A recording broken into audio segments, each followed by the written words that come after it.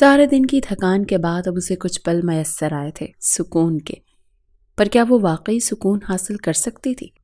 جسمانی سکون تو اسے پل بھر کے لیے مل جاتا تھا، لیکن ذہنی سکون وہ تو جیسے اس سے روٹھ ہی گیا تھا۔ 18 برس کی عمر میں بل کھاتا قیامت خیز سراپا، دودھ جیسی سفید رنگت، تیکھے نین نقش اور کمر کو چھوتے بال، اس کی خوبصورتی جو دیکھے وہ دنگ رہ جائے۔ لیکن کیا فائدہ ایسی خوبصورتی کا جب اس کا اپنا محرم اس کی خوبصورتی سے نظریں چرائے، اسے اپنی بیوی ہی ماننے سے انکاری تھا۔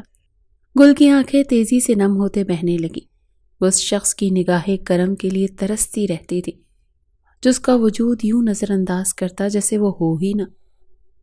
اٹھ کر بیٹھتے اس نے گھٹنوں میں منہ چھپایا اور سسک اٹھی۔ اپنی ماں کی شدت سے یاد ستانے لگی تھی۔ ابھی وہ رو کر اپنا غم غلط کر ہی رہی تھی کہ کمرے کا دروازہ کھلا۔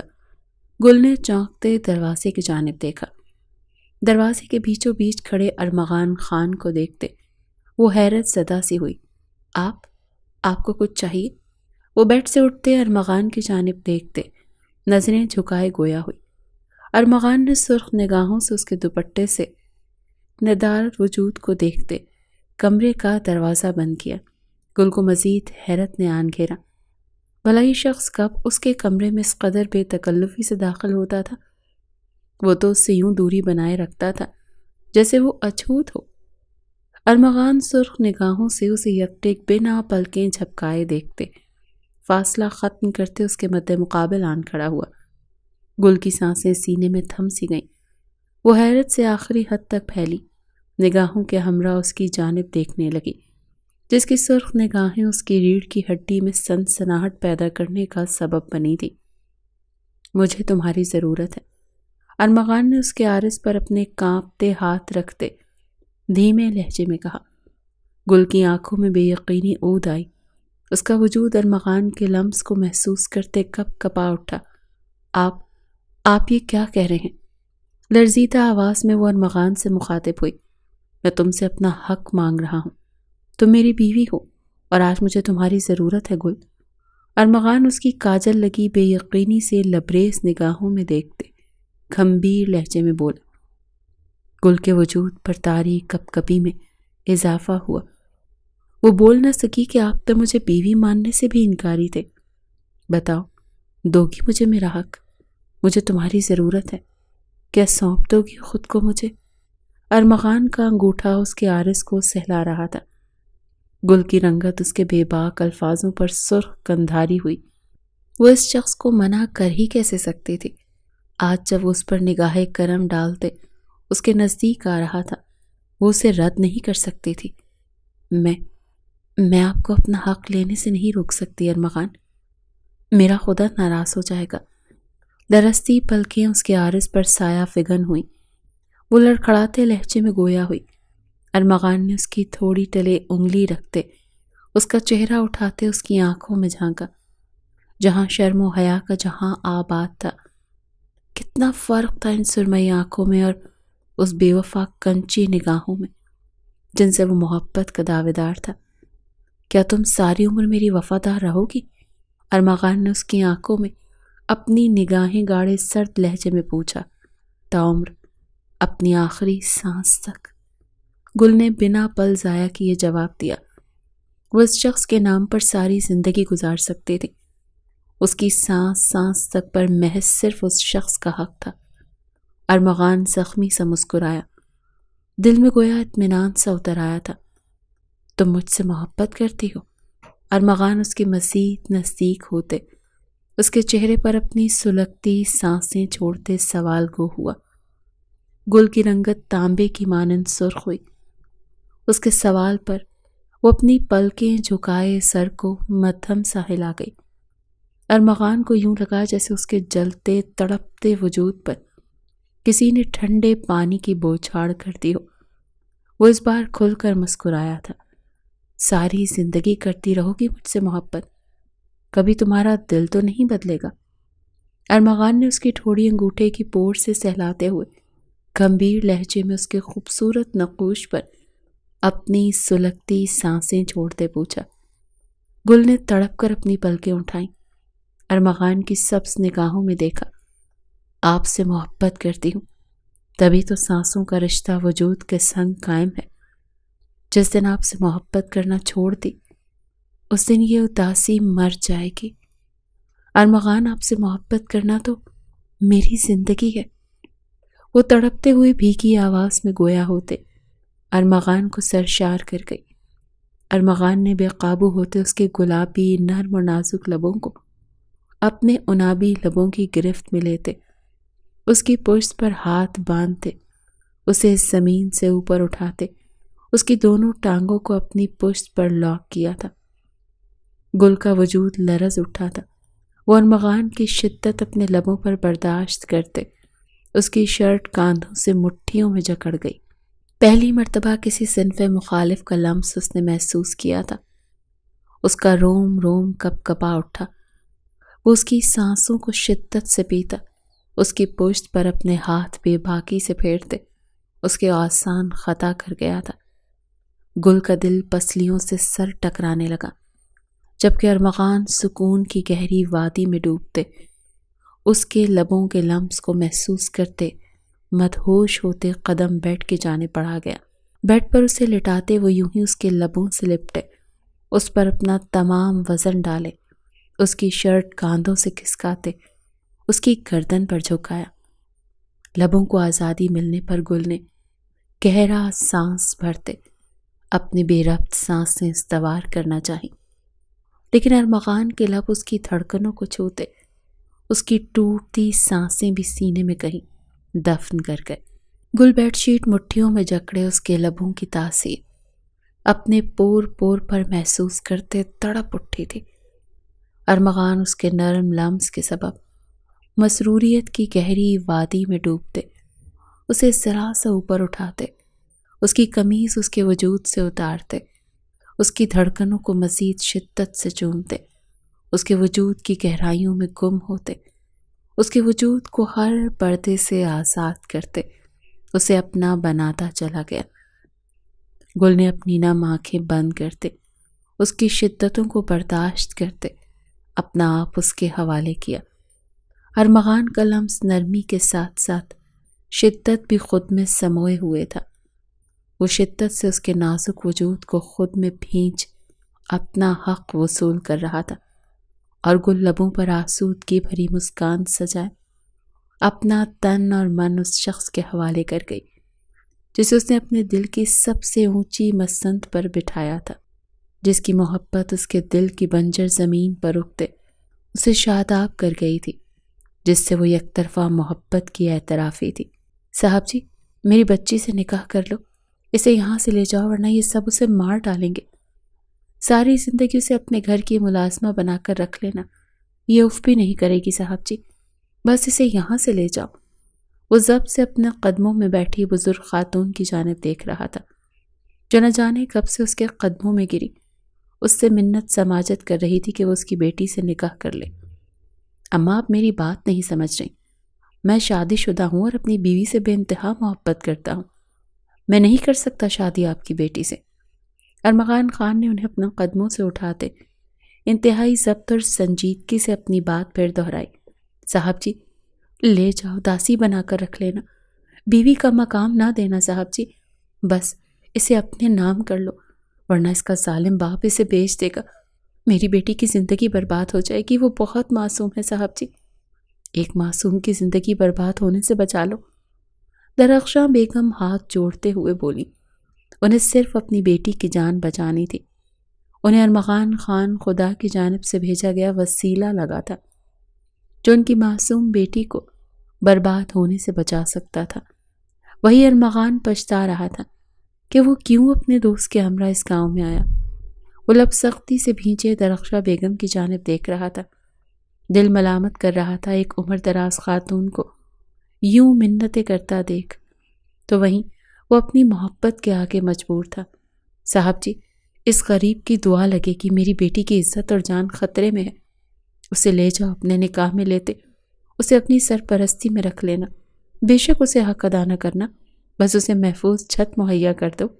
درخشاں بیگم کسی صورت اس سنہرے موقع کو ہاتھ سے جانے نہیں دے سکتی تھی، انہیں اپنی گل کی زندگی بچانے کے لیے اس شخص کے سامنے ناک بھی رگڑنی پڑ جاتی تو وہ بھی کر گزرتی۔ ارمغان کا ضمیر اور دل ملامت کرتے اسے اس کڑوے زہر کو پینے پر مجبور کر رہا تھا۔ ایک عورت اس کے قدموں تک میں گر چکی تھی، ہاتھ جوڑے وہ اس کے سامنے فریاد کر رہی تھی، اور وہ پتھر بنا خاموشی سے انہیں سن رہا تھا۔ صرف نام ہی تو دینا تھا اس لڑکی کو، محفوظ چھت ہی تو مہیا کرنی تھی۔ خدارا صاحب جی رحم کھاؤ، میری امید مت توڑو۔ درخشاں بیگم ابھی اس کے پاؤں پر گرتی کہ وہ انہیں اٹھا گیا۔ وہ اتنا کم ظرف تو نہیں تھا کہ ایک عورت کو اپنے قدموں میں گر جانے پر مجبور کر دیتا۔ اماں، میں محض آپ کی بچی سے نکاح اس کی عزت اور جان بچانے کی خاطر کر رہا ہوں۔ اس گاؤں میں قائم فرسودہ رسم و رواج کو ختم کرنے کے لیے میں اکیلا کافی نہیں۔ آپ جلدی اپنی بچی کو لے آئیں تاکہ میں یہاں سے جا سکوں۔ ارمغان نے سنجیدگی سے کہتے انہیں گویا نئی زندگی بخشی تھی۔ درخشاں بیگم نے ہاتھ اٹھائے اسے ڈھیروں دعائیں دی، جبکہ اس کے کچے مکان کے کچن میں دیوار سے چپکی 18 سالہ لڑکی نم نگاہوں سے اپنی ذات کے لیے ہوتے فیصلے سن رہی تھی۔ سرمئی نگاہوں میں سنجان شخص کے لیے ڈھیروں عزت اور محبت آسمائی تھی، جو اس کا محافظ بن بیٹھا تھا، اس کا مسیحا جو اسے اس کے لالچی باپ کے ہاتھوں بکنے سے بچا گیا تھا۔ 18 سالہ گل اپنے والد پرویز صاحب اور والدہ درخشاں بیگم کے ہمراہ پنجاب کے ایک چھوٹے سے گاؤں میں مقیم تھی، جہاں جاگیردارانہ نظام قائم تھا۔ پرویز صاحب نے جاگیردار اسلم سے قرضہ لیا تھا، جس کی بھرپائی وہ نہیں کر پائے تھے، نہ ان کے پاس اتنا سرمایہ تھا کہ وہ جاگیردار اسلم کا قرضہ اتار سکتے۔ مسئلہ تب درپیش آیا جب جاگیردار اپنے پیسے وصول کرنے پرویز صاحب کے گھر چلا آیا، جہاں سرمئی آنکھوں والی نوخی اس کلی کو دیکھتے اس کی نیت بے ایمان ہوئی تھی۔ وہ پرویز صاحب سے پیسوں کے عوض گل کا مطالبہ کر گیا۔ پرویز صاحب نشے کے عادی تھے، بیوی اور اولاد سے عاجز آ چکے تھے، انہوں نے پل نہ لگایا اس کی پیشکش قبول کرنے میں۔ جاگیردار 18 سالہ گل کو اپنے ہمراہ لے جانے لگا۔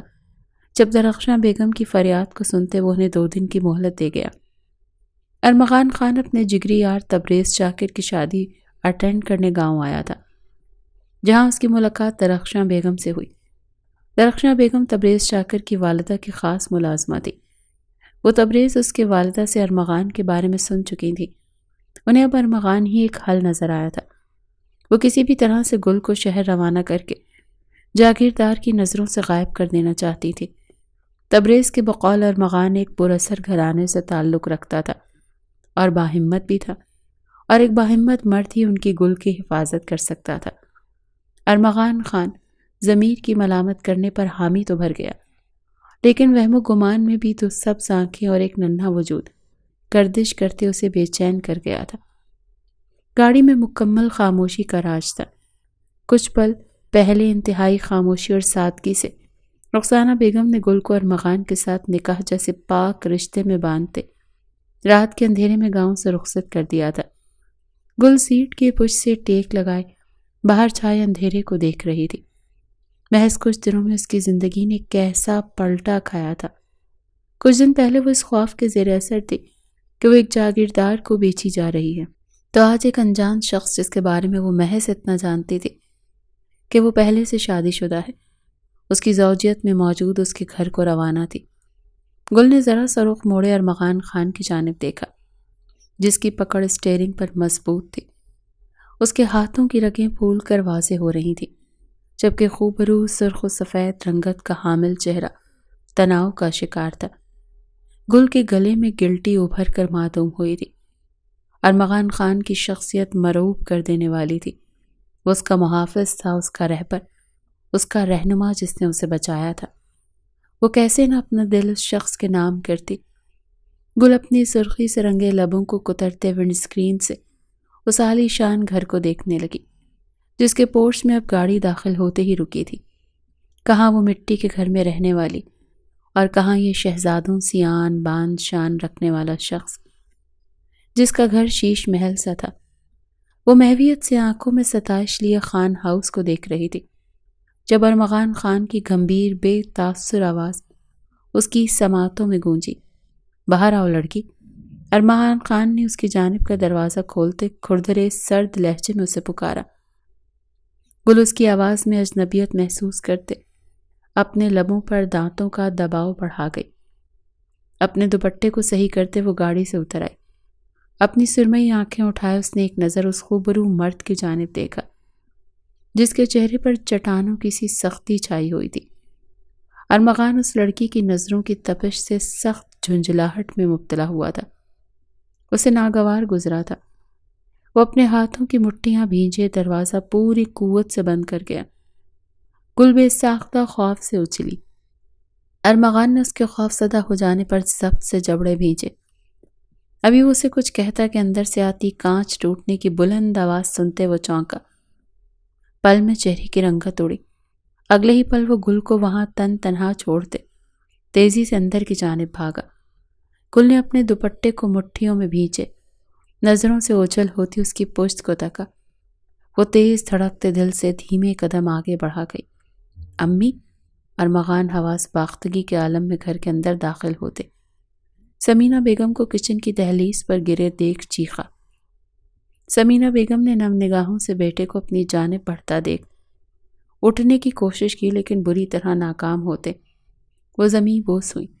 امی کیوں آئی ہیں آپ کچن میں؟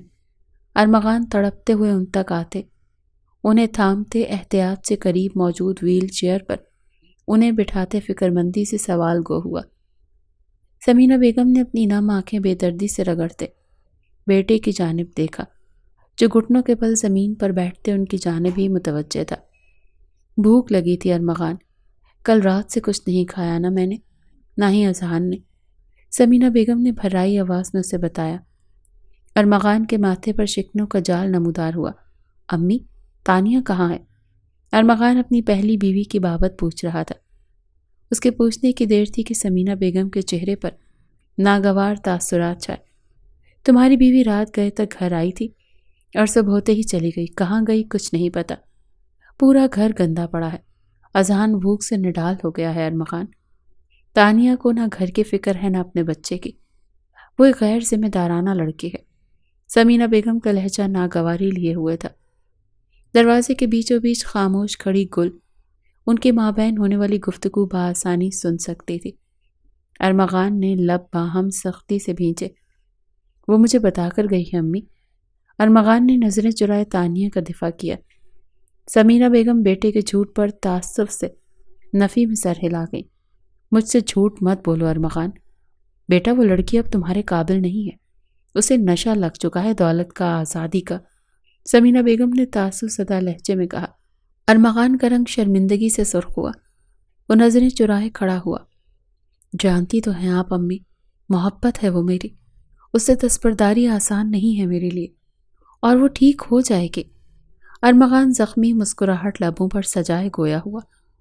اور تم اس طرح اپنی اور اپنے بچے کی زندگی برباد کر دو گے ارمغان، نہیں قابل وہ تمہاری محبت کے۔ سمینہ بیگم خفگی سے اس کی جانب سے رخ موڑتے ہوئے بولی جب ان کی نظر دروازے کے بیچوں بیچ استادہ کھڑی گل پر پڑی جو ارمغان کی پہلی بیوی کا ذکر سن خود پر ضبط کے کڑے پہرے بٹھا گئی تھی۔ سینے میں جلن کا احساس شدت سے ہوا تھا، لیکن وہ جانتی تھی کہ یہاں وہ غلطی پر ہے۔ وہ سوتن بن کر تانیہ پر مسلط ہوئی تھی، تانیہ نہیں۔ یہ کون ہے ارمغان؟ سمینہ بیگم کی آنکھوں میں حیرت کے ساتھ ساتھ الجھن بھی در آئی تھی۔ سامنے کھڑی 18 سالہ سرمئی آنکھوں والی حسین لڑکی کو دیکھ کر جو سرخ شلوار قمیص میں سجی اپسراؤں کو بھی مات دے رہی تھی۔ ارمغان اسی سوال سے تو بچنا چاہ رہا تھا۔ اس نے ضبط سے اپنی آنکھیں بند کر کھولتے گل کو خون خوار نگاہوں سے دیکھا، جیسے ساری غلطی ہی اس کی ہو۔ گل اپنی جگہ چور سی ہوتی اپنی نظریں جھکا گئی، گویا واقعی غلطی اسی کی ہو۔ آپ چلیں میرے ساتھ روم میں امی، میں بتاتا ہوں آپ کو سب۔ ارمغان انہیں تحمل سے سب حقائق سے روشناس کروانا چاہتا تھا، نرمی سے گویا ہوا۔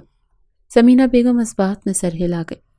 وہ جانتی تھی ارمغان ان سے کچھ نہیں چھپائے گا، جبکہ گل اس شخص کی سرد نگاہوں کے سبب بری طرح گھبراہٹ میں مبتلا ہوئی تھی۔ سامنے والے کمرے میں چلی جاؤ تم، ارمغان نے گل سے سرد لہجے میں کہا۔ گل اس بات میں سر ہلاتے تیزی سے ارمغان کے بتائے گئے کمرے کی جانب بند ہو گئی تھی، جبکہ ارمغان سمینہ بیگم کو لیے ان کے کمرے کی جانب بڑھ گیا تھا۔ ارمغان، یہ تم نے کیا کر دیا؟ سمینہ بیگم اس کی تمام رودات سننے کے بعد قدرے فکر مندی سے بولی۔ ارمغان نے اپنے پاس لیٹے 2 سالہ اذہان کے بالوں میں ہاتھ پھیرتا اس کا سر جھکایا۔ اس وقت مجھے جو صحیح لگا امی میں نے وہ کیا۔ میں نہیں جانتا آگے کیا ہوگا، کیسے ہوگا۔ بس آپ سے ایک گزارش ہے، تانیہ کو اس بارے میں کچھ نہ بتائیے گا۔ میں اپنا اور اس کا رشتہ خراب نہیں کرنا چاہتا۔ میں بے وفائی کا لقب حاصل نہیں کرنا چاہتا۔ ارمغان کا لہجہ التجائیہ تھا۔ یہ راز تمہارے اور میرے درمیان رہے گا، لیکن کیا تم اس بچی کے ساتھ صحیح کر رہے ہو ارمغان؟ تم اس کی حق تلفی کر رہے ہو۔ اس بچی کو خوشحال زندگی گزارنے کا حق ہے، کسی ایسے مرد کے ساتھ جو اسے عزت کے ساتھ ساتھ محبت بھی دے۔ سمینہ بیگم کا لہجہ سنجیدگی سے بھرپور تھا۔ ارمغان نے اپنا ماتھا انگوٹھے کی مدد سے رگڑا۔ میں اس لڑکی کے ساتھ کچھ غلط نہیں کرنا چاہتا امی۔ میں اس کے لیے ایک ایسے انسان کو بہت جلد ڈھونڈ لوں گا جو اسے عزت کے ساتھ ساتھ محبت بھی دے۔ اسے آزاد کر دوں گا میں، کیونکہ میرا ساتھ اذیت بھرا ہے، اسے صرف تکلیف سے گزرنا پڑے گا۔ ارمغان نے مسکراتے ہوئے کہا۔ اس کی مسکان کے پیچھے دکھ کو سمینہ بیگم اچھی طرح سے جانتی تھی۔ تم اس بچی کو اس کا حق دے کر اسے عزت اور محبت بھی دے سکتے ہو۔ سمینہ بیگم نے بیٹے کے تاثرات جانچنے چاہے۔ ارمغان کے چہرے پر پل بھر میں سخت تاثرات نے بسیرا کیا۔ کبھی نہیں امی، میں اپنے حصے کی محبت تانیہ سے کر چکا ہوں، اب میرے بس میں نہیں۔ ارمغان کا لہجہ ہر تاثر سے پاک تھا۔ سمینہ بیگم نے خاموش رہنے میں عافیت جانی۔ میں آپ کے لیے کچھ بنا کر لاتا ہوں۔ ارمغان انہیں خاموش دیکھتے اذہان کے ماتھے پر لب رکھتے اپنی جگہ سے اٹھ کھڑا ہوا۔ سمینہ بیگم نے خاموش نگاہوں سے بیٹے کی پشت کو دیکھا اور نظروں سے اوچھل ہو جانے تک تکا۔ یا اللہ، اگر یہ لڑکی میرے بیٹے کی زندگی میں خوشیوں اور رنگ بھرنے کی صلاحیت رکھتی ہے تو میرے بیٹے کے دل میں اس کے لیے محبت ڈال دے۔ وہ ایک ایسی لڑکی کی خاطر اپنی زندگی برباد کر رہا ہے جس کے لیے اس کا ہونا نہ ہونا برابر ہے۔ وہ ماں تھی، تانیہ اور ارمغان کے درمیان چپقلش سے واقفیت رکھتی تھی۔ تانیہ کے بدلتے انداز و اطوار انہیں ارمغان اور اذہان کی خاطر فکر مند کر گئے تھے۔ تقریباً آدھا گھنٹہ ہونے کو آیا تھا اور وہ بیٹھ کے کونے پر ٹکی مختلف سوچوں کے دھاروں میں الجھی ہوئی تھی۔ آگے اس کے ساتھ کیا ہونے والا تھا، اس کی زندگی کیا نیا موڑ لینے والی تھی، وہ نہیں جانتی تھی۔ گل نے کمر میں ہوتے درد کو برداشت کرتے اپنی آنکھیں میچی۔ اس کی قمیض کی ڈوریاں کافی سختی سے باندھی گئی تھیں کہ اب اسے اپنی کمر سے درد اٹھتا محسوس ہو رہا تھا۔ گل نے دیوار گیر آئینے کی جانب اپنے قدم بڑھائے۔ اس پر ٹوٹ کر روپ آیا تھا۔ اس کی سہیلیاں کہتی تھیں وہ پورے گاؤں میں سب سے زیادہ حسین ہے۔ ایک دن اس کا شہزادہ اسے لے جائے گا، اپنی شہزادی بنا کر۔ شہزادہ تو اسے لے آیا تھا لیکن شہزادی بنا کر نہیں۔ وہ تو اس خوبرو شہزادے کے نزدیک ایک ناگوار سا وجود تھی۔ ارمغان کی آنکھوں میں اپنے لیے ناگواری وہ محسوس کر چکی تھی۔ گل اپنے حسین سراپے کو آئینے میں دیکھتے تلخی سے مسکراتی، ہاتھ عقب میں لے جاتے اس نے اپنی پشت پر بندھی ڈوریوں کو ڈھیلا کرنا چاہا جو اس کے بس سے باہر تھی۔ ابھی وہ اسی تگ و دو میں مشغول تھی کہ کمرے کا دروازہ کھلا۔ گل اد برہنہ کمر لیے تیزی سے رخ موڑ گئی۔ کمرے میں داخل ہوتا ارمغان بھی چند پل اپنی جگہ ٹھٹک سا گیا۔ دوپٹے سے ندارت گل کا حسین سراپا، اس کا تیزی سے سرخ پڑتا چہرہ اور دیوار گیر آئینے سے عیاں ہوتی اس کی دودھیا پشت جو 14ویں کے چاند کی مانند دمک رہی تھی۔ ارمغان کے گلے میں گلٹی ابھر کر معدوم ہوئی۔ بندہ بشر تھا وہ، اور اس قدر حسن اس کا ایمان ڈگمگا گیا تھا۔ گل کی رنگت میں تیزی سے سرخیاں گھلی تھی۔ اس کا دوپٹہ بیڈ پر پڑا تھا، جبکہ ارمغان کی تپش بھری نگاہوں کا ارتکاز وہ خود پر محسوس کرتے جھیپ سی گئی تھی۔ ارمغان نے سر کو جھٹک کر خود کو اس طلسم کی قید سے آزاد کیا جو اس کے گرد وہ باندھ چکی تھی۔ ایک پل لگا تھا اسے اس کے سینے میں جوان جذباتوں کا طوفان امڈ آیا تھا۔ جوانی کے پرزور تقاضے اس پر پل میں حاوی ہوئے تھے۔ مجھے تم سے کچھ بات کرنی ہے۔ سمینہ بیگم اور اذہان کے لیے کھانا بنا کر وہ انہیں دے آیا تھا اور اب اسے گل کی باتیں کلیئر کرنی تھی۔ جی کہیے، گل نے لرزتی پلکیں جھکائے دھیمی نرم آواز میں کہا۔ ارمغان کی سماعتوں تک بمشکل اس کی آواز نے رسائی پائی تھی۔ ارمغان دروازہ بند کرتے اس کی جھجک اور شرم کو محسوس کرتے بیڈ سے دوپٹہ اٹھاتے اس کی جانب بڑھا گیا۔ گل کی دھڑکنیں اس کے ہر بڑھتے قدم کے ساتھ تیز ہو رہی تھی۔ ارمغان اس سے ایک قدم کی دوری پر رکتے اس کے سر پر دوپٹہ اوڑھا گیا۔ گل نے بے یقینی نظریں اٹھائے اس کی جانب دیکھا۔ دل کی دھڑکنیں جو سر پر دوڑ رہی تھی ساکت ہو گئی۔ یہ لمحہ انتہائی حسین تھا۔ وہ سرمئی آنکھوں میں محبت کے دیپ لیے معصومیت سے ارمغان کی جانب دیکھ رہی تھی، جس کی آنکھوں میں محض سنجیدگی ہی سنجیدگی رقم تھی، کوئی اور جذبہ نہیں تھا۔ ارمغان اس کی آنکھوں میں اپنے لیے جذبات دیکھتے اس سے نگاہیں پھیر گیا۔ ڈوریاں باندھ لو اپنی۔ نظریں گل کے حسین چہرے سے ہٹتے آئینے میں نظر آتے اس کی پشت پر جا ٹھہری۔ ارمغان نے اپنے جذباتوں پر بند باندھے اسپاٹ آواز میں کہا۔ گل اس کی نظریں پھیر لینے پر زخمی سا مسکرائی۔ نہیں بن رہی، آپ باندھیں۔ نہ جانے اس کے من میں کیا سوچی تھی کہ وہ برملا کہتی اس کی جانب اپنی پشت کرتے اپنا دوپٹہ سر سے اتارتے ایک طرف کر گئی۔ شاید مخالف کی بے اعتنائی اور اجنبیت کے سبب وہ یہ کر بیٹھی تھی۔ ارمغان نے ہاتھوں کی مٹھیاں بھینچے خود پر ضبط کیا۔ جذبات تو ہر حد پھلانگنے کو کہہ رہے تھے، لیکن اسے خود پر ضبط کرنا آتا تھا۔ کیا بےہودگی ہے یہ؟ ارمغان دانت پر دانت جمائے گویا ہوا۔ گل نے پلٹتے اس کی جانب زخمی نگاہوں سے دیکھا۔ بےہودگی ہے نہیں ہے یہ، بیوی ہوں میں آپ کی، آپ کا حق ہے مجھ پر، آپ مجھے چھو سکتے ہیں۔ گل درمیان میں حائل ایک قدم کے فاصلے کو مٹاتے اس کے نزدیک آتے اس کے سینے پر ہاتھ رکھتے بے باکی سے گویا ہوئی۔ اس پل وہ ہوش میں نہیں تھی۔ مقابل کی بے رخی بے اعتنائی اسے 100 ٹکڑوں میں توڑ گئی تھی۔ اس کی محبت کو ٹھیس پہنچی تھی۔ اس کا دل خون کے آنسو رو رہا تھا، اپنی قسمت پر، اپنی محبت پر۔ لڑکی، ہوش میں ہو تم؟ کیا فضول بکواس کر رہی ہو؟ ارمغان طیش میں مبتلا ہوتے گل کے بال پچھلی گردن سے جکڑے اس کے چہرے پر جھکتے غرایا۔ گل کو اپنے بال کھینچنے کے سبب درد محسوس ہوا۔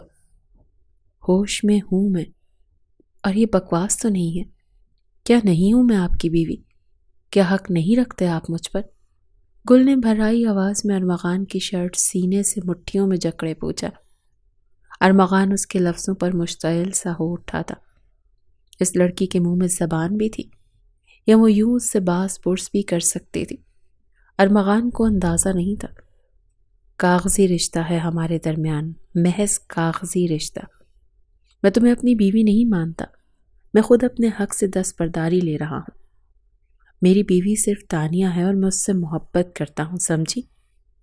گل کے بالوں کو جھٹکا دیتے غرایا۔ گل کی سرمئی آنکھیں تیزی سے نمکین پانی سے لبریز ہوئیں۔ ایسے مت بولیں، محبت نہیں چاہیے، نہیں کریں محبت، بس اپنی بیوی قبول کر لیں۔ دیکھیں کیا کمی ہے مجھ میں، کیا میں حسین نہیں؟ گل نے بھرائی آواز میں کہا۔ وہ تڑپ اٹھی تھی ارمغان کے لفظوں پر۔ ارمغان نے اس کی بات پر جبڑے اس قدر سختی سے بھینچے کہ اس کے ماتھے اور گردن کی رگیں ظاہر ہونے لگی۔ تم شاید بھول رہی ہو کہ تمہاری ماں نے کیا کہا تھا۔ تمہیں صرف اس جاگیردار سے بچانے کی خاطر میں نے اپنا نام دیا ہے، اس کے علاوہ اور کوئی امید مجھ سے نہیں رکھنا۔ جیسے ہی مجھے کوئی اچھا لڑکا مل جائے گا، میں تمہیں اپنے نام سے آزاد کرتے اس کے نام کر دوں گا۔ سرمئی آنکھیں جن میں نمکین پانی کی گہری تہ کے ساتھ شکوہ اور زخمی پن تیر رہا تھا، ارمغان کو اپنی جانب کھینچ رہی تھی۔ نہ جانے کیسی کشش تھی، خود میں سموئے ہوئے تھی یہ آنکھیں۔ ارمغان اس کی آنکھوں کی گہرائی سے ڈرتے اسے کسی اچھوت کی مانند خود سے دور کر گیا۔ گل بے ساختہ لڑکھڑائی۔ ارمغان کے لفظ اس کی پور پور کو زخمی کر گئے۔ ایسا نہیں کریں ارمغان، مجھے اپنے نام سے آزاد نہ کریں، مجھے کسی اور کے حوالے مت کیجیے گا۔ بے شک محبت نہ کریں، حق نہ دیں، مجھ سے کوسوں دور رہیں، بے شک مجھے بیوی کا مقام نہ دیں، بس مجھے اپنے علاوہ کسی اور کا نہ ہونے دیں۔ میں آپ کے گھر میں ایک ملازمہ کی طرح بھی رہنے کو تیار ہوں۔ میں اف تک نہیں کروں گی، آپ ایک نگاہ کرم تک نہ ڈالنا، میں کبھی شکوہ نہیں کروں گی، کبھی نہیں ارمغان۔ وہ ہذیانی سی ہو اٹھی تھی۔ ارمغان کے نزدیک آتے اس کی شرٹ جکڑے، وہ ہچکیوں کے درمیان بولی۔ آنکھوں سے بہتا نمکین پانی اس کے عارض بھگو رہا تھا۔ وہ پاگل سی ہو اٹھی تھی۔ ارمغان کو اس کے انداز دیکھتے حیرت در حیرت ہو رہی تھی۔ اسے جانے اس لڑکی کو ایک دن نہ ہوا تھا کہ وہ جذباتوں میں اس قدر آگے نکل گئی تھی کہ علیحدگی کی بات پر پاگل دیوانی سی ہوتی اسے بھیگی برستی نگاہوں سے دیکھ رہی تھی۔ ارمغان اس کے ہذیانی انداز کو دیکھتے اپنے جبڑے سختی سے بھینچے، اس کے ہاتھوں سے اپنی شرٹ آزاد کروا گیا۔ لڑکی، تمہیں اپنے قدموں میں بیڑیاں ڈالنی ہوں گی۔ جس سفر پر گامزن ہو چکی ہو وہاں صرف اور صرف تکلیف ملے گی۔ میں کبھی تمہاری جانب قدم نہیں بڑھاؤں گا، کبھی تم سے محبت نہیں کروں گا۔ میری محبت، میری وفا پر صرف میری بیوی تانیہ کا حق ہے۔ ارمغان نے اس کے ہاتھ جھٹکتے سرد لہجے میں کہا۔ گل نے اپنے لب باہم سختی سے ملائے، اپنی ہچکیاں ضبط کی۔ بہت آگے نکل آئی ہو، واپسی ممکن نہیں۔ آپ نہ کریں مجھ سے محبت، نہیں دیں مجھے میرا حق، بس اپنے نام سے آزاد نہ کریں۔ میں آپ کے آگے ہاتھ جوڑتی ہوں ارمغان۔ گل نے اپنے کانپتے ہاتھوں کو جوڑتے اس سے گویا فریاد کی تھی۔ اب اسے کچھ نہیں چاہیے تھا، نہ محبت، نہ حق، نہ بیوی کا درجہ۔ اب محض اسے اس شخص کا نام ہمیشہ اپنے نام کے ساتھ جڑا چاہیے تھا۔ گل کی بھیگی نم آواز ارمغان کے دل پر چیرا لگا رہی تھی۔ اس لڑکی کے لیے اس کے دل میں کوئی جذبہ نہیں تھا، لیکن انسانیت اس میں موجود تھی، ایک نرم دل جو کسی دوسرے شخص کی تکلیف پر تڑپ اٹھتا تھا۔ ارمغان نے ضبط سے گل کی جانب دیکھا، جس کا وجود ہچکولے کھا رہا تھا۔ آنکھیں رونے کے سبب سرخ مترنم ہو رہی تھیں۔ وہ حالاتوں سے ماری لڑکی اپنے بخت پر ٹوٹ کر بکھر سی گئی تھی۔ ارمغان تیزی سے اس کے قابل رحم وجود سے نظریں پھیر گیا۔ ٹھیک ہے، نہیں کروں گا تمہیں آزاد، لیکن تمہیں اس گھر میں صرف ایک ملازمہ کی حیثیت سے رہنا ہوگا۔ ارمغان کے بے تاثر لہجے پر گل کی ایک دلسوز ہچکی خاموش کمرے میں گونجی۔ رہ لوں گی، گل نے بھرائی آواز میں حامی بھری، جبکہ دل کئی ٹکڑوں میں تقسیم ہوا تھا۔ ارمغان نظریں دیوار پر مرکوز کی اپنے ہاتھوں کی مٹھیاں بھینچ چکا تھا۔ تانیہ کو بھنک تک نہیں پڑنے دوں گی کہ تم سے میرا کسی قسم کا بھی کوئی رشتہ ہے۔ میں نے تمہاری جان اور عزت بچانے کے لیے تم سے شادی کی ہے، محض تم مجھ سے کسی قسم کی کوئی امید نہیں رکھو گی۔ ارمغان سرد لہجے میں گویا ہوا۔ گل کے آنسوں میں روانی آئی، جیسا آپ کہیں۔ اپنی بھرائی کانپتی آواز پر قابو پاتے گل نے کہا، وہ جس شخص کو دل دے چکی تھی وہ ایک بے مہر تھا۔ یہ تمہارا کمرہ ہے، تم یہاں رہ سکتی ہو، میں تمہاری ضرورت کا ہر سامان تمہیں مہیا کر دوں گا۔ ارمغان کہتا دروازے کی جانب بڑھا، جب گل کی پرنم آواز اس کے عقب میں گونجی۔ آپ اپنی پہلی بیوی سے محبت کرتے ہیں؟ یہ پوچھتے ہوئے گل کے گلے میں گلٹی ابھر کر معدوم ہوئی تھی۔ ہاں، بے انتہا محبت کرتا ہوں۔ ارمغان نے صاف گوئی کا مظاہرہ کیا۔ گل نے کانپتے ہاتھوں کی مٹھیاں بھینچے اس کی پشت کو زخمی نگاہوں سے دیکھا۔ میں سمجھ گئی ارمغان، اس گھر میں مجھے محض ایک ملازمہ کی طرح رہنا ہے۔ ہمارے مابین موجود وہ رشتہ جو آپ کے نزدیک محض کاغذی اور میرے نزدیک میری سانسوں کی ضمانت ہے، اسے بھول جانا ہے۔ بے فکر رہیں آپ، میں آپ کی بیوی کو بھنک تک نہیں پڑنے دوں گی۔ وہ آپ کو بے وفا نہیں سمجھے گی، کبھی بھی ہمارے رشتے کی اصلیت ان کے سامنے نہیں آئے گی۔ ارمغان کی پشت کو تکتے گل گویا ہوئی، یہی تمہارے اور میرے لیے بہتر ہے۔ ارمغان سرد لہجے میں کہتا کمرے کی دہلیز پار کر گیا۔ اس کے جاتے ہی گل گھٹنوں کے بل زمین پر گرتے ہچکیوں سے رو دی۔ کم عمری میں وہ زندگی کے مظالم سہتے ذہنی اور جسمانی طور دونوں سے تھک چکی تھی۔ گھڑی کی سوئیاں 12 کا ہندسہ بجا رہی تھی جب خان ہاؤس کے پورچ میں گاڑی رکی۔ لاؤنج کے صوفے پر اضطرابی حالت میں اپنی ٹانگ مسلسل ہلاتے ارمغان کا وجود ساکت ہوا تھا۔ جبڑے سختی سے بھیجے وہ اپنی سرخ نگاہوں کو داخلی دروازے پر مرکوز کر گیا، جہاں سے سرخ بولڈ ساڑی میں ملبوس سبز آنکھوں والی لڑکی اپنے بال صحیح کرتے ہوئے اندر داخل ہوئی تھی۔ ساڑی کی آستینیں نہ ہونے کے برابر تھیں، جبکہ گلا اس قدر گہرا تھا کہ اس کے وجود کی رعنائیاں واضح ہو رہی تھیں۔ ارمغان ہاتھوں کی مٹھیاں بھیجے صوفے سے اٹھا۔ تانیہ جو آج لیٹ نائٹ پارٹی اٹینڈ کرتے گھر آئی تھی، اس بات سے بے خبر کہ ارمغان کی واپسی ہو چکی تھی۔ ارمغان کو لاؤنج میں موجود دیکھتے کچھ پل کے لیے گھبرائی۔ اگلے ہی پل اپنے تاثرات پر قابو پاتے اس کے نزدیک آئی۔ مجھے نہیں پتا تھا تم اتنی جلدی آ جاؤ گے ارمغان۔ اپنے ہاتھ میں تھاما پرس صوفے پر رکھتے تانیہ گویا ہوئی۔ ارمغان کے تاثرات اسے بتانے کے لیے کافی تھے کہ وہ شدید اشتعال میں مبتلا ہے، لیکن تانیہ یوں بے فکر تھی گویا اسے فرق ہی نہ پڑتا ہو۔ رات کے 12 بج رہے ہیں تانیہ، اتنی رات گئے تم اس بےہودہ لباس میں ملبوس باہر سے آ رہی ہو۔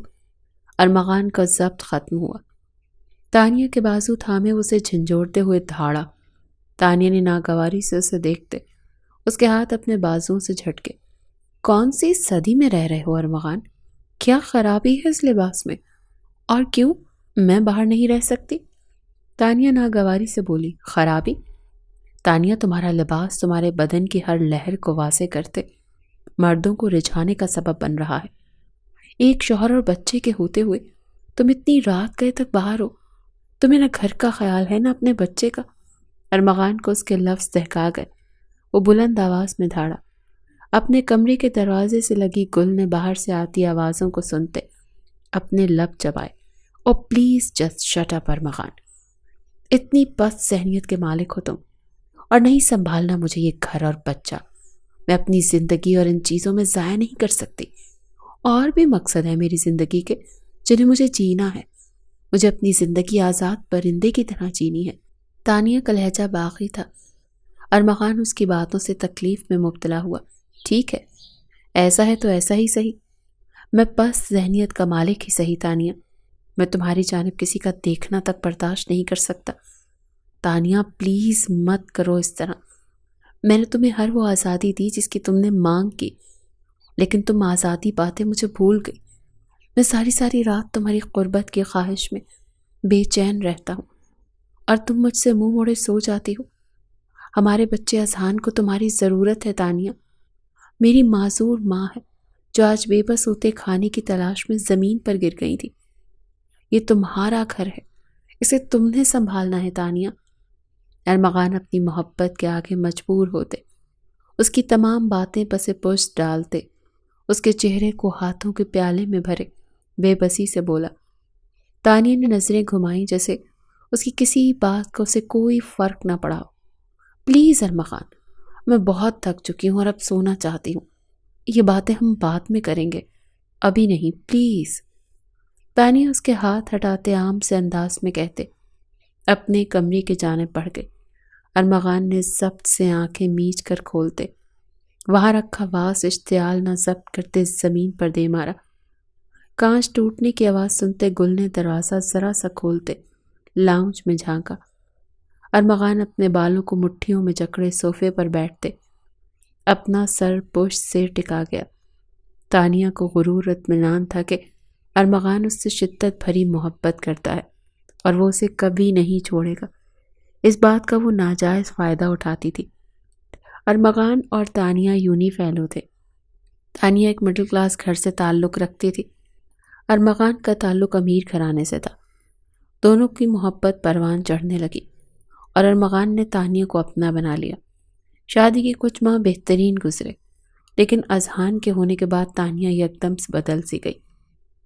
اس کا باہر آنا جانا ہوا، وہ لوگوں سے ملتے، دنیا کی رنگینیوں میں کھوتے، اپنے شوہر، اپنے بچے اور گھر کو بھولتے باغی ہوتی چلی گئی۔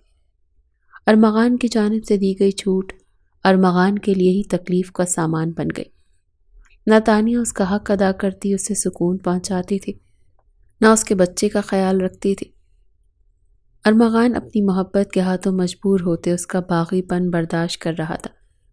گل نے ارمغان کو صوفے پر شکست خوردہ وجود لیے بیٹھا دیکھ کر اپنے نچلے لب دانتوں کو دبایا تھے۔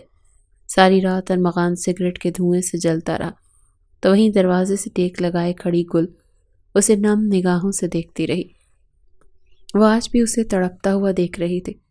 ارمغان خان لاؤنج کے صوفے پر لیٹا سردی کی شدت سے کانپ رہا تھا اور گل خود پر لاکھ ضبط کے پہرے بٹھائے اپنے قدموں کو اس کی جانب بڑھنے سے روک رہی تھی۔ ارمغان بخار میں تپتا اپنا سر صوفے کی پشت پر مارنے لگا۔ پچھلے 1 ماہ سے وہ اپنے کمرے میں نہیں جا رہا تھا۔ وجہ تانیہ کی بے رخی تھی۔ وہ کمرے میں اس کے ساتھ ہوتے ہوئے بھی اس کے قریب جانے سے خود کو نہیں روک پاتا تھا، اور تانیہ ایسا نہیں چاہتی تھی۔ تانیہ سے خفگی کا اظہار کرنے کی خاطر وہ راتیں صوفے پر گزارتا تھا۔ اسے یوں سر پٹکتا دیکھ گل مزید خود پر ضبط نہیں کر پائی۔ اپنے کمرے سے لحاف اٹھاتے وہ تیز قدموں سے ارمغان کی جانب بڑھتے احتیاط سے اس پر لحاف ڈال گئی۔ ارمغان کے ماتھے پر بل دیکھتے وہ نہ چاہتے ہوئے بھی زمین پر گھٹنوں کے بل بیٹھتے اپنا ہاتھ آگے بڑھاتے اس کی پیشانی پر رکھ گئی۔ ارمغان کے بدن کی کپ کپاہٹ میں اضافہ ہوا۔ نرم ہاتھ کا لمس اپنے ماتھے پر محسوس کرتے وہ اپنی سرخ آنکھیں ذرا سی کھول گیا۔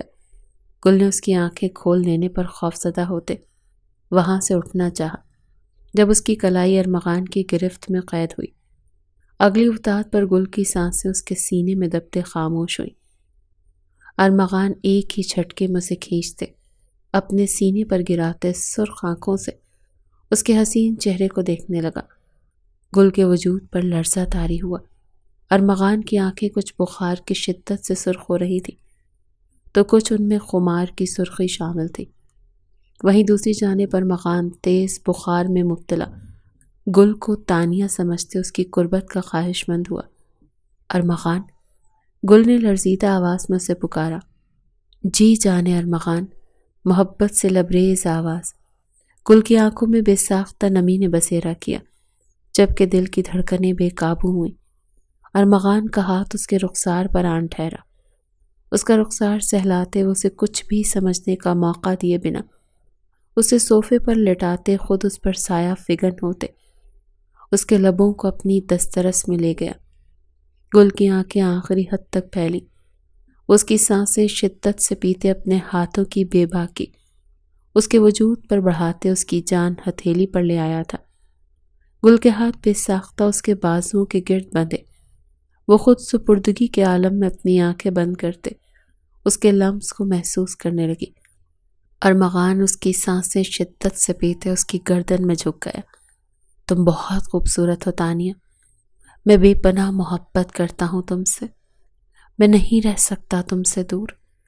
ارمغان کی گمبھیر خمار سے بوجھل آواز میں کی گئی سرگوشی گل کو ایک حسین سکون بھری وادی سے بے دردی سے کھینچ لائی تھی۔ گل جو اس کے لبوں کے لمس کو اپنی گردن پر سرکتا محسوس کر رہی تھی آنکھیں کھول گئی۔ اس قدر ہتک کا احساس ہوا کہ اس کی رنگت تیزی سے سرخ ہوئی۔ یوں لگا جیسے کسی نے گرم کھولتا ہوا پانی اس پر انڈیل دیا ہو۔ ارمغان دور ہٹے، میں تانیہ نہیں گل ہوں۔ وہ کبھی ایسی قربت برداشت نہیں کر سکتی تھی جو اس کے لیے تھی ہی نہیں۔ وہ تو اسے تانیہ سمجھتے اس کے نزدیک آ رہا تھا۔ ارمغان کی یہ قربت تانیہ کے لیے تھی، گل کے لیے نہیں۔ ارمغان کے سینے پر ہاتھ رکھتے وہ اسے خود سے دور کرنے کی سعی کرتے چیخی۔ ارمغان اس کی آواز سنتے ہوش کی دنیا میں لوٹا۔ نیند اور خماری بھگ سے اڑی۔ وہ ہوش میں آتے اس سے دور ہوتے کھڑا ہو۔ گل کی آنکھیں تیزی سے بھیگیں۔ I am sorry. ارمغان نے اپنے چہرے پر ہاتھ پھیرتے اس سے معافی مانگی۔ گل نے زخمی نگاہوں سے اس کی جانب دیکھا۔ معافی نہیں چاہیے مجھے آپ کی، اپنے لفظوں سے تو مجھے زخمی کر ہی چکے تھے۔ آج مجھ میں کسی اور کو ڈھونڈتے آپ میری عزت نفس کو بھی ٹھیس پہنچا چکے ہیں ارمغان۔ گل بھیگی آواز میں کہتے صوفے سے اٹھ کر کھڑی ہوئی۔ قدم آگے بڑھاتے وہ اپنے کمرے میں بند ہونا چاہتی تھی جب ارمغان اس کے لفظوں پر سیخ پا ہوتے اس کی کلائی جکڑے اسے اپنی جانب کھینچ گیا۔ میرے نزدیک آئی ہی کیوں تھی تم؟ ارمغان نے سرد لہجے میں پوچھا۔ کیونکہ فکر ہو رہی تھی آپ کی، بخار میں تپ رہے تھے آپ۔ گل اپنی کلائی آزاد کرواتے چیخی۔ ارمغان اس کی کلائی آزاد کروانے پر مزید مشتعل ہوا۔ ضرورت نہیں ہے میری فکر کرنے کی تمہیں۔ گلابی رنگ کی شلوار قمیص میں ملبوس وہ اپنا نازک کمسن حسن لیے اس کے سامنے کھڑی تھی۔ اس لڑکی کا حسن اس کے جائز جذبات کو ایندھن کی مانند دہکا گیا تھا۔ اس لڑکی کی سرمئی محبت سے لبریز نگاہیں ہر وقت اس پر ٹکی رہتی، اسے عادی بنا چکی تھی۔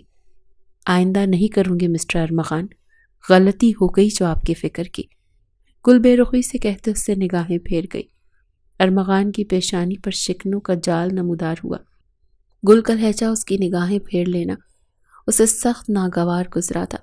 اوہ، تو تمہاری محبت بھی اب غلطی بن گئی ہوگی، ہے نا؟ ارمغان نے طنزیہ کہا۔ گل نے لفظوں سے اظہار نہیں کیا تھا، لیکن اس کی آنکھیں اس کی محبت صاف بیان کرتی تھی۔ گل نے تڑپتے ہوئے اس کی جانب دیکھا۔ میری محبت غلطی نہیں ہے، پاک ہے، سچی ہے، گل سرد لہجے میں کہتی اپنے کمرے کی جانب بڑھ گئی۔ ارمغان کے لبوں پر نہ جانے کیوں مسکراہٹ نے بسیرا کیا۔ پچھلے 1 ماہ سے اس کا گھر، اس کی ماں اور اس کا بچہ اس لڑکی کے ہاتھ میں تھا۔ اس نے تانیہ کے سامنے سے ملازمہ کے طور پر ہی متعارف کروایا تھا۔ تانیہ کو ویسے ہی کسی چیز سے کوئی غرض نہیں تھی، بلکہ وہ گل کے آنے سے ریلیکس فیل کرنے لگی تھی۔ اذان اور سمینہ بیگم تو گل کے گرویدہ ہو گئے تھے۔ وہیں ارمغان خود کو ہمہ وقت اس کی نظروں کی تپش میں قید پاتا تھا۔ وہ اس سے کم گو ہوتا تھا، لیکن جب بھی وہ اس سے ہم کلام ہوتی تھی، اس کے لہجے میں عزت کے ساتھ ساتھ محبت بھی شامل ہوتی تھی۔ ارمغان کا ہر کام وہ خود اپنے ہاتھوں سے سر انجام دیتی تھی، جو تانیہ کو کرنے چاہیے تھے، لیکن تانیہ اسے بلائے باہری دنیا میں مکمل غرق تھی۔ وہیں ارمغان اپنے دل کی وادیوں میں چلتی ہواؤں کا رخ بدلتا ہوا محسوس کر رہا تھا۔ مرد محبت اور توجہ کا بھوکا ہوتا ہے، اور اسے توجہ اور محبت گل کی جانب سے مل رہی تھی۔ کہیں نہ کہیں وہ اس محبت اور توجہ کا عادی ہو رہا تھا، لیکن ماننے سے انکاری تھا۔ نہ جانے کیوں اب تپتے بدن کو راحت ملی تھی۔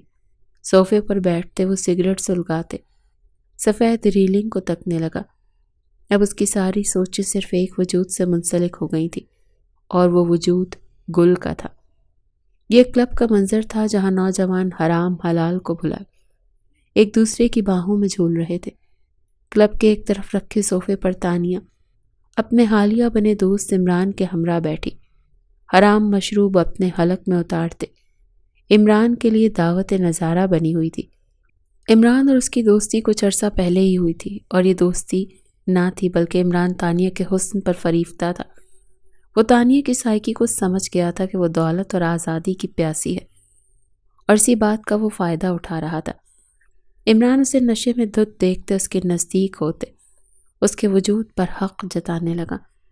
تانیہ مدہوشی بھری نگاہوں سے اس کی جانب دیکھتے اس کے مزید نزدیک ہوتے اسے بڑھاوا دے گئی۔ اس وقت وہ یہ تک بھول گئی کہ وہ کسی کی زوجیت میں ہے، اس کے وجود پر کسی اور کا حق ہے، وہ ارمغان سے بے وفائی کر رہی ہے۔ عمران اسے باہوں میں اٹھائے کلب میں بنے کمرے کی جانب بڑھ گیا۔ اس بات سے دونوں انجان کے ایک دوسرے میں گم تھے کہ کوئی ان کی تصویریں کیمرے کی آنکھ میں محفوظ کر چکا تھا۔ وہ ہاتھوں میں تھامی تصویروں کو دیکھتے جیسے ٹوٹ سا گیا تھا، آنکھوں میں خون اتر آیا تھا۔ اس کی بیوی غیر مرد کی باہوں میں قید تھی، اس کے سینے میں بھانبڑ سے جل اٹھے تھے۔ تانیہ کے بدلے انداز و اتوار کو دیکھتے وہ اس پر نظر رکھوا رہا تھا، لیکن نہیں جانتا تھا کہ تانیہ اس حد تک چلی جائے گی۔ اتنے دنوں سے وہ خود سے جنگ لڑ رہا تھا، اس کا دل گل کی جانب راغب ہو رہا تھا، تو وہیں وہ بار بار خود کو باور کروا رہا تھا کہ اس کی محبت صرف اور صرف تانیہ کی ہے، لیکن اب نہیں۔ وہ ایک ایسی عورت سے محبت کا دعوے دار نہیں ہو سکتا تھا جو اس کے نام کے ساتھ منسوب ہوتے ہوئے بھی کسی غیر مرد کے قریب چلی جائے۔ سینے میں آگ دہکی تھی، رگ رگ میں تڑپ خون بن کر دوڑنے لگی تھی۔ اس نے اپنی محبت ایک ایسی لڑکی پر ضائع کی جو اس کے خالص جذبات کی حقدار کسی صورت نہیں تھی۔ اب اس عورت کو وہ اپنی زندگی میں برداشت نہیں کر سکتا تھا۔ ارمغان نے اپنی جلتی آنکھیں بند کی۔ آنکھیں بند کرتے ہی گل کا سراپا اس کی آنکھوں کے پردوں پر آب و تاب سے جگمگایا۔ اس کی محبت سے لبریز سرمئی آنکھیں یاد کرتے اس کی تڑپ میں مزید اضافہ ہوا۔ اب وقت آ گیا تھا اسے محبت دینے کا، جو واقعی اس کی محبت کی حقدار تھی۔ اپنی آنکھیں کھولتے وہ اپنا بیگ اٹھائے، تمام تصویریں اپنی جیب میں رکھتے آفس سے نکلتا چلا گیا۔ حال تانیہ گھبراہٹ میں مبتلا گھر واپس آئی تھی۔ وہ پوری رات ایک غیر مرد کی باہوں میں گزار چکی تھی، ارمغان کے نکاح میں ہونے کے باوجود۔ اگر ارمغان کو یہ پتہ چل جائے، وہ اسے جان سے مارنے سے بھی گریز نہیں کرے گا۔ وہ اپنے چہرے پر ہاتھ پھیرتے اپنے کمرے کی جانب بڑھی۔ کمرے کا دروازہ کھولتے اس نے اپنے تاثرات پر قابو پاتے اندر جھانکا۔ بیڈ پر محض اذہان کو دیکھتے تانیہ کے ماتھے پر شکنیں نمودار ہوئیں۔ صبح کے 8 بج رہے تھے۔ ارمغان کے آفس جانے کا وقت نہیں تھا، لیکن اس کے دل میں ایک گو نہ گو سکون بھی اترا تھا۔ ارمغان کی غیر موجودگی کے سبب اسے شدت سے چائے کی طلب محسوس ہوئی۔ گل کو چائے کا کہنے کے لیے وہ اس کے کمرے کی جانب بڑھ گئی۔ تانیہ نے گل کے کمرے کا دروازہ بے دھڑک کھولتے اندر جھانکا، لیکن اندر نظر آتا منظر دیکھتے اس کی آنکھیں تحیر اور بے یقینی سے آخری حد تک پھیلی تھی۔ اس کی نظروں کے سامنے ارمغان اپنے سینے سے نیم برہنہ گل کو لپٹائے گہری نیند میں غرق تھا۔ تانیہ کو اپنا سر چکراتا ہوا محسوس ہوا۔ شاطر دماغ نے تیزی سے کام کیا۔ خود کو بچانے کی تدبیر فوراً سے دماغ میں آئی۔ تانیہ نے آگے بڑھتے کمرے میں موجود سائڈ ٹیبل سے جگ اٹھاتے پوری قوت سے زمین پر دے مارا۔ ارمغان اور گل جو ابھی کچھ پل پہلے ہی گہری نیند میں غرق ہوئے تھے، ہڑبڑا کر اٹھ بیٹھے۔ تانیہ کو اپنی جانب خون خار نگاہوں سے دیکھتے گل فوراً سے بیڈ شیٹ سے اپنے وجود کو ڈھک گئی، جبکہ ارمغان کے چہرے پر ناگواری کی گہری لہر لہرائی تھی۔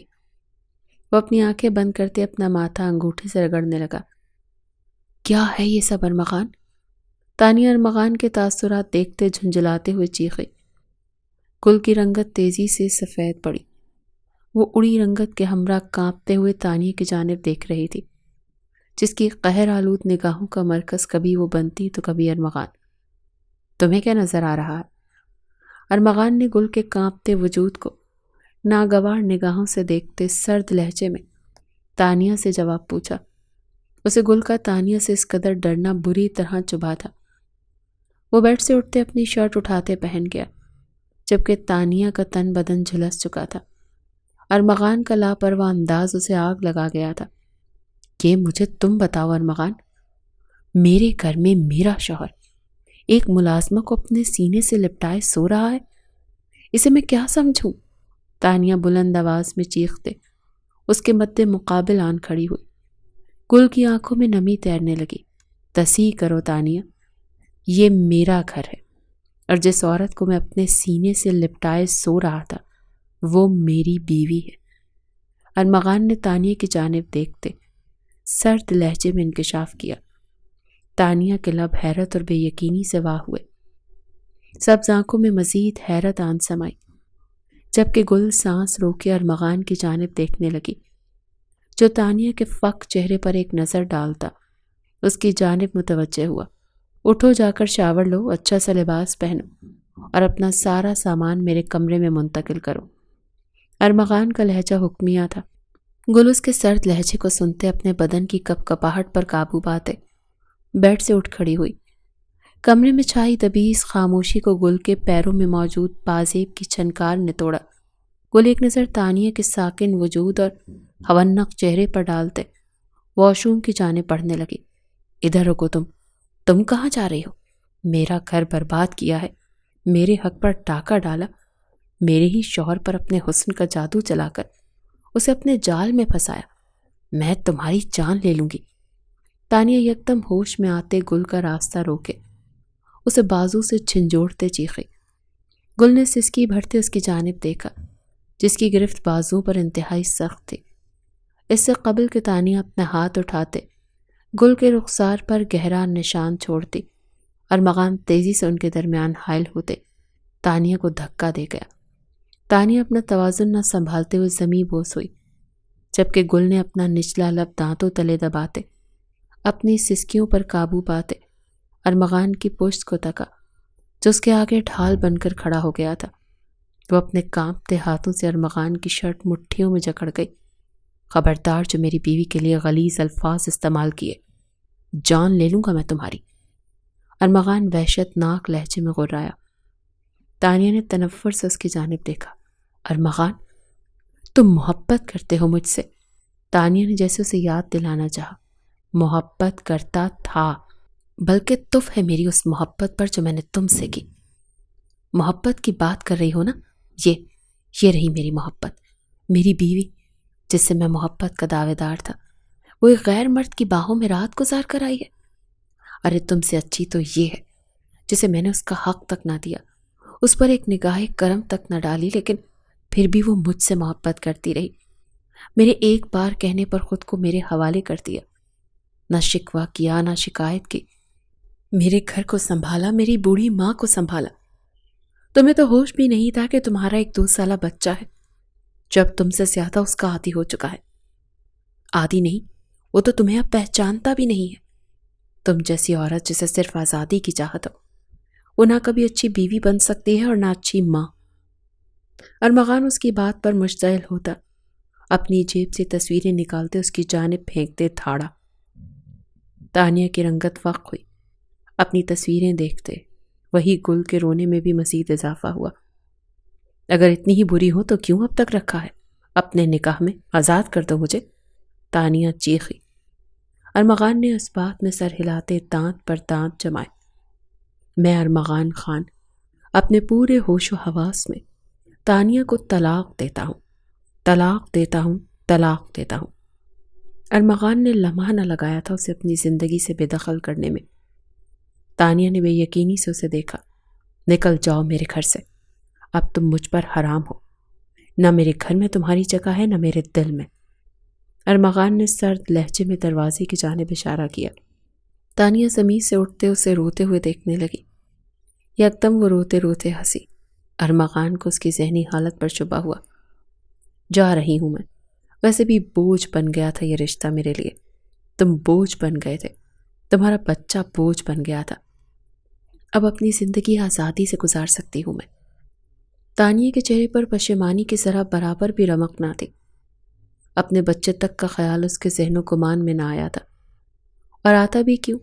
اس وقت وہ نازا تھی اپنی قسمت پر۔ عمران نے اسے ڈھیروں تسلیاں اور جھوٹے سہانے خواب دکھائے تھے۔ اس کے جاتے ہی گل نے سسکی بھری۔ ارمغان پلٹتے گل کے چہرے کو ہاتھوں میں تھام گیا۔ گل نے سرمئی آنکھیں اٹھاتے اس کی جانب دیکھا، جس کی آنکھوں میں پشیمانی کا عنصر تیر رہا تھا۔ معافی مانگوں گا تو معاف کر دو گی؟ ارمغان نے دھیمی آواز میں پوچھا۔ گل نے سر کو ہلکا سا خم دیا۔ بھلا وہ کیسے نہ اس شخص کو معاف کرتے جس نے اس کی عزت اور جان کی حفاظت کی تھی؟ وہ اب اس کی جانب لوٹ آیا تھا تو وہ باہیں پھیلائے اس کا استقبال کرے گی۔ ٹوٹ گیا ہوں میں، ارمغان نے بھیگی آواز میں زخمی مسکان کے ہمراہ کہا۔ سمیٹ لوں گی میں، گل نے مسکراتے ہوئے کہتے اس کے سینے پر سر رکھا۔ ارمغان نے اس کے گرد حصار باندھتے اسے خود میں بھینچا۔ یقیناً آنے والی زندگی حسین تھی ان کی۔